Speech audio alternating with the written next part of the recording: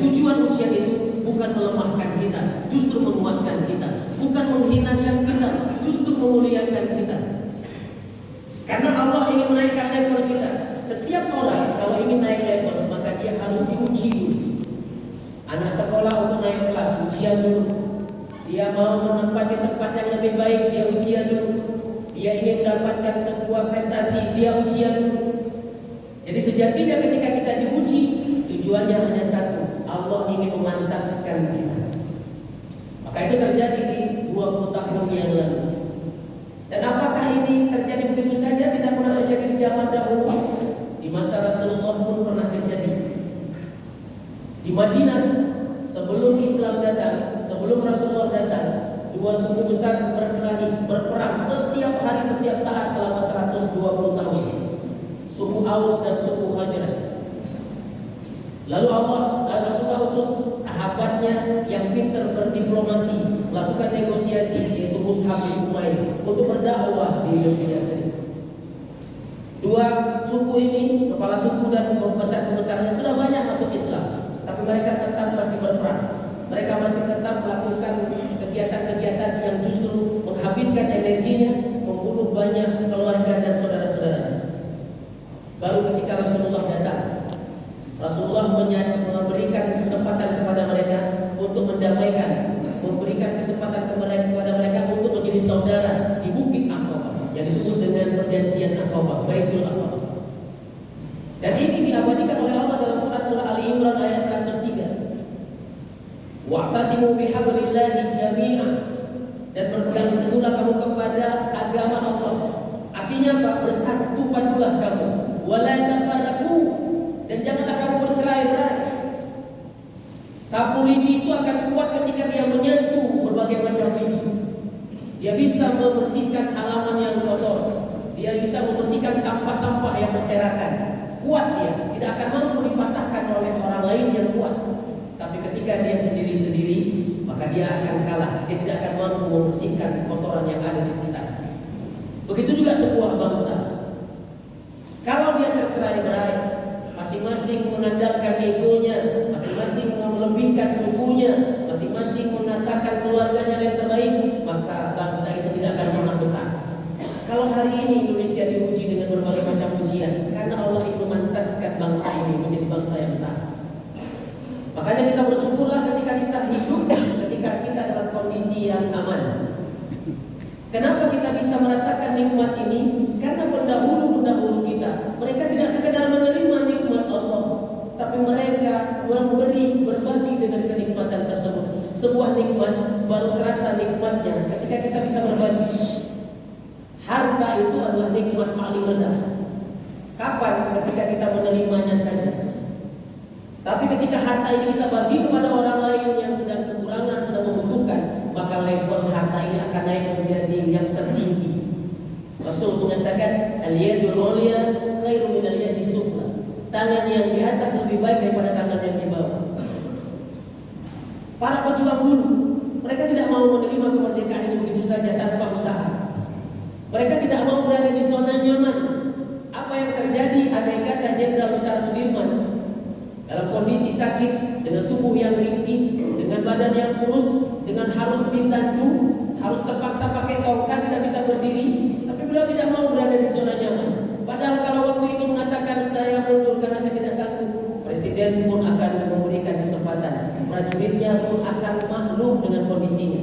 Tapi beliau tidak mau berada di kondisi nyaman. Beliau tidak mau menerima kemerdekaan ini. Tapi bagaimana caranya bisa berpartisipasi memberikan kemerdekaan ini?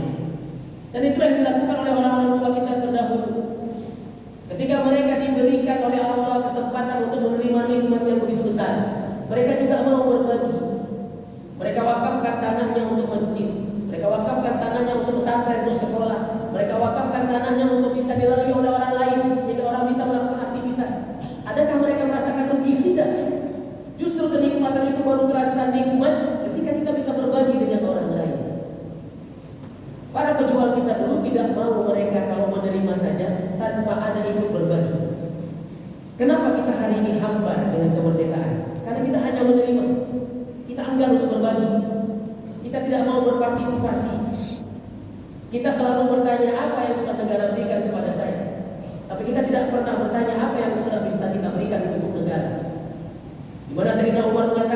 jangan tanyakan apa yang sudah agama berikan kepadamu, tapi tanyakan apa yang sudah engkau berikan untuk agama ini.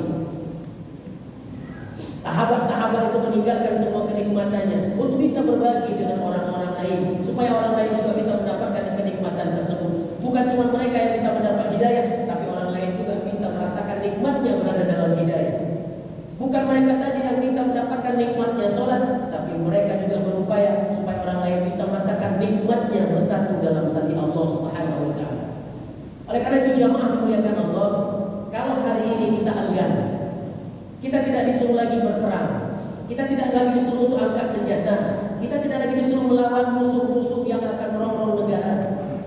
Hari ini kita cuma disuruh pasang bendera, itu pun kita malas. Kita cuma disuruh untuk memberikan kesempatan bahwa dahulu kakek nenek moyang kita mati-matian mengorbankan jiwa raganya, hartanya, darahnya untuk mempertahankan merah putih tersebut. Kita hari ini tidak disuruh mempertahankan, hanya pasang. Tapi banyak di antara kita yang enggan, karena kita menganggap untuk apa saya pasang? Tidak bertambah kekayaan saya, tidak bertambah kemuliaan saya, tidak bertambah pangkat jabatan saya. Karena kita menerima, makanya kita tidak bisa merasakan kenikmatan tersebut. Tapi coba kalau kita mau berbagi.